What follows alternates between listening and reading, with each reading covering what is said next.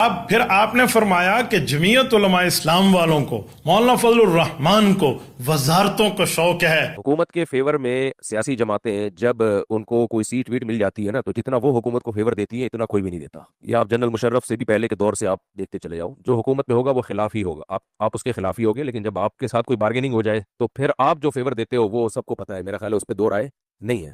مجھے بتائیں آج تک مولانا فضل الرحمان کون سے شعبے کے، کس جگہ، کس حکومت میں وزیر رہے ہیں؟ آپ ثابت کر سکتے ہیں؟ میں چیلنج کے ساتھ آپ کو کہتا ہوں، آپ ہمت فرمائیں، جرت فرمائیں، آپ میں ہمت، قوت، طاقت، سکت نام کا عشر عشیر بھی 99.99% آپ کو معاف ہے، باقی بچا ہوا بھی جرت کا کوئی حصہ ہے نا، آپ وہی فرمائیں اور دکھائیں مولانا وزیر رہے ہوں۔ اوہ خدا کے بندے، آپ ہمیں وزارتوں کی بات کر رہے ہیں؟ مولانا تو عامر کا مقابلہ کرتے ہیں، مولانا نے ضیاء الحق عامر کا مقابلہ کیا، جن کے کاسا لیسیوں میں آپ کے ساتھیوں کے پورے نام موجود ہیں۔ ہم نے اس وقت بھی قیدیں کاٹی، مولانا اس وقت بھی جیل میں رہے جب نواب زادہ نصر اللہ خان نے دیکھ کے کہا تھا او ہو مفتی محمود کے لخت جگر کو کیا ہو گیا ہے۔ آپ کو نہیں پتا مولانا کہ کتنے سالوں کی جیل بنتی ہے؟ ہم نے مشرف کے دور کا بھی مقابلہ کیا، ضیاء کے دور کا بھی مقابلہ کیا، مولانا نے ہر عامر کا مقابلہ کیا۔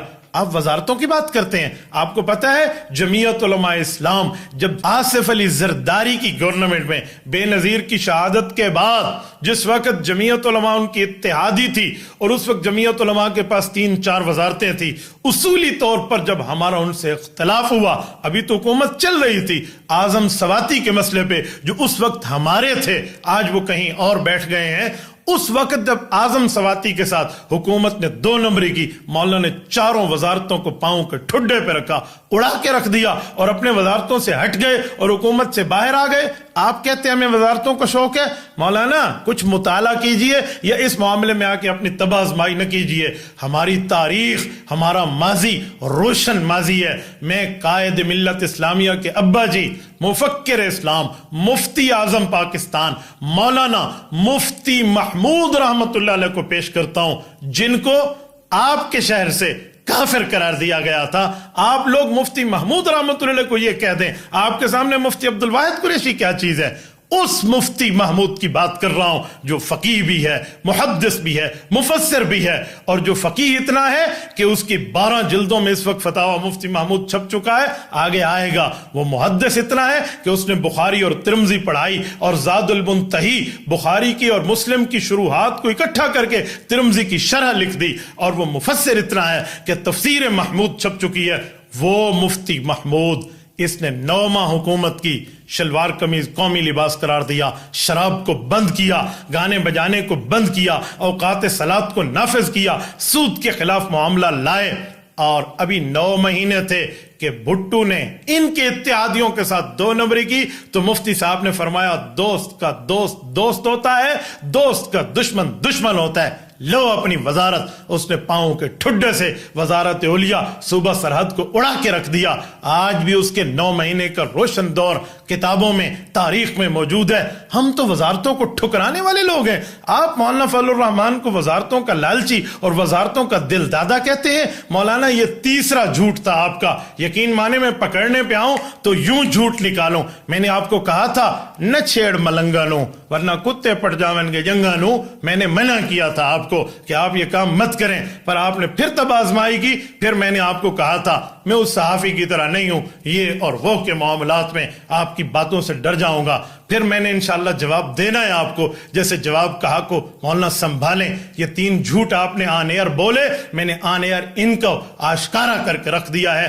آپ میں ہمت جرت ہے تو ان 3 جھوٹوں کا ذرا اپنے آپ کو سچ کر کے ثابت دکھائیں، ورنہ قسمیں اٹھانا، اللہ کی قسم یوں نہیں تو اللہ کی قسم میں بھی آپ پہ فٹ کر سکتا ہوں۔ ولا تطع اللہ اللہ مہین، مجھے بھی فٹ کرنا آتا ہے، زیادہ قسمیں اٹھانے والا کون ہوتا ہے، لیکن نہیں، جیسے آپ نے حدیث فٹ کی نا میرے اوپر، میں آگے چل کے بتاتا ہوں، جواب بھی دیتا ہوں، میں بھی کر سکتا ہوں آپ کے جھوٹوں پہ، لیکن میں صرف اتنا کہوں گا مولانا آپ لکیر کے فقیر ہیں، اس میدان میں آپ طفل مکتب ہیں، آپ کو ککھ بھی نہیں پتا، آپ بالکل اس سے ناواقف ہیں، سیاست کے میدان میں آنا آپ کا کام نہیں ہے، اس معاملے میں آ کر آپ یوں بات مت کیجئے گا، ورنہ آپ تو وہی تھے جنہوں نے عمرانی گورنمنٹ میں محبت کے معاملات میں کیا سے کیا کہے تھے، پھر اس سے پیچھے شائخ خاقان عباسی کے دور میں آپ نے کہا تھا کوئی نہیں بولا، کہاں پہ؟ جب سینٹ میں یہ ختم نبوت کا خانہ ختم ہو رہا تھا. پھر حافظ حمداللہ کا ہم نے آپ کو ثابت کر کے دکھایا. تقریباً 1.5-2 ہفتے پہلے میں نے بیان کیا تھا، اس میں میں نے ختم نبوت کے حوالے سے وہ جو ترمیم ہوئی تھی بل میں، اس میں نے یہ بات کی تھی کہ اس ترمیم کے خلاف سب سے پہلے شیخ رشید صاحب نے آواز اٹھائی ہے. تو اس پہ بہت زیادہ لوگوں کے اعتراضات بھی آئے اور خود بعض جمعیت ہی کے علماء نے اعتراضات کیے، اور وہ کلپ بھی بہت زیادہ مشہور ہو گیا، 2.5 لاکھ تک تقریباً پہنچ چکا ہے. تو مجھے بتایا گیا بہت سے دوستوں کی طرف سے، یہ تنبیہ کی گئی کہ سب سے پہلے آواز جو تھی سینٹ میں قاضی حمیداللہ صاحب نے اٹھائی تھی، جمعیت کے جو بڑے عالم ہیں. تو میں نے پھر بعد میں اس کی تحقیق کی تو وہ بات صحیح ثابت ہوئی کہ واقعی سینٹ میں سب سے پہلے آواز قاضی حمیداللہ صاحب نے اٹھائی تھی. اور یہ غلطی مجھ سے ہوئی ہے، لیکن یہ غلطی میں سمجھتا ہوں اتنی بڑی غلطی نہیں ہے. پھر آپ نے گاڑی میں بیٹھ کے معذرت کی، معافی نامہ پیش کیا. حافظ حمداللہ صاحب بولے تھے مجھے پتہ نہیں تھا، یہاں بھی آپ کو پتہ نہیں تھا. اسی لیے کہتا ہوں ان چکروں پہ مولانا مت پڑا کریں. ناظرین مکرم، اگر مفتی طارق مسعود صاحب کی گفتگو میں ہم مزید گہرائی کے اندر اتریں تو 2 جھوٹ مزید بھی ہمیں نظر آتے ہیں.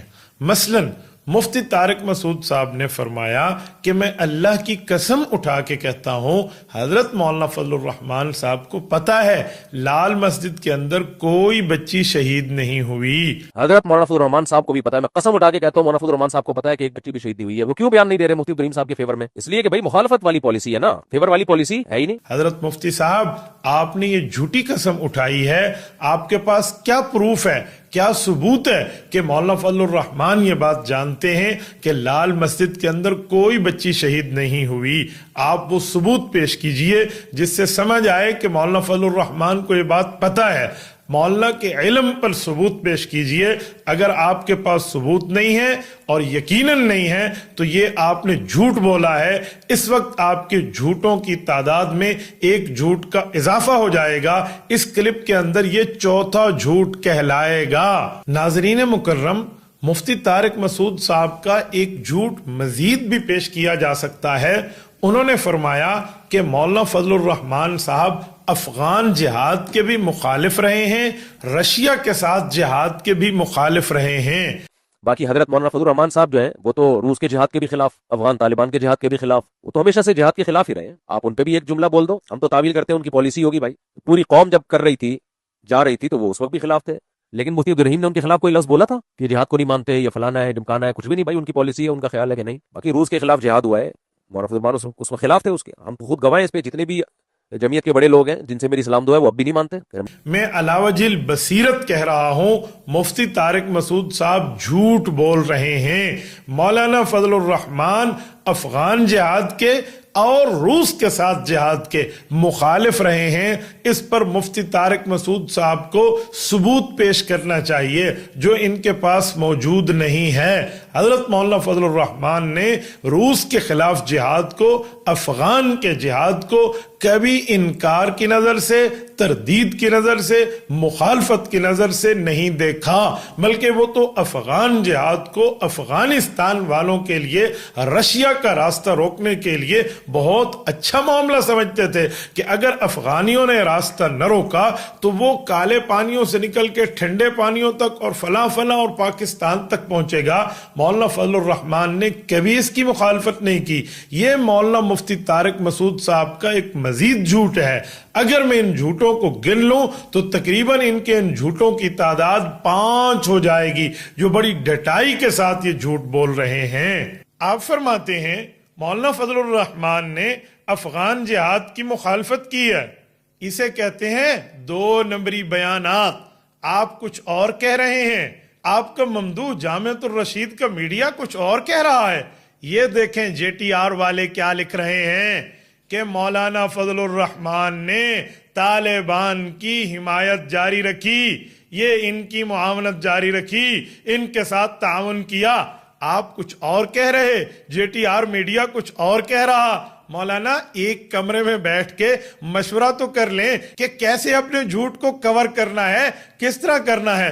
آپ کچھ اور کہیں اور کچھ اور کہے، یوں معاملہ نہیں چلتا. پہلے آپس میں بیٹھیں، ایک کمرے میں مشورہ کریں، ہم نے موقف کیا دینا ہے، پھر وہ موقف پیش فرمائیں. یہ نہ ہو کہ مفتی عبد الرحیم صاحب کے ہاتھوں آپ کی 1 بار 2 بار 3 بار 6 بارہ 4 بارہ آپ کی ڈانٹ ڈپٹ لگ جائے. تو کیا کیا آیا, ہم نے کیا کہنا تھا؟ ایک بیانیہ بنائیں, ہینڈ پکڈ ایک کر لیں, اس کے بعد آپ بات فرمائیں, ورنہ میڈیا کچھ اور کہہ رہا ہوگا, آپ کچھ اور کہہ رہے ہوں گے. اسے تو کہا جاتا ہے جو آپ خود ہی فرمایا کرتے ہیں کہ باتیں کروڑوں کی, دکان پکوڑوں کی.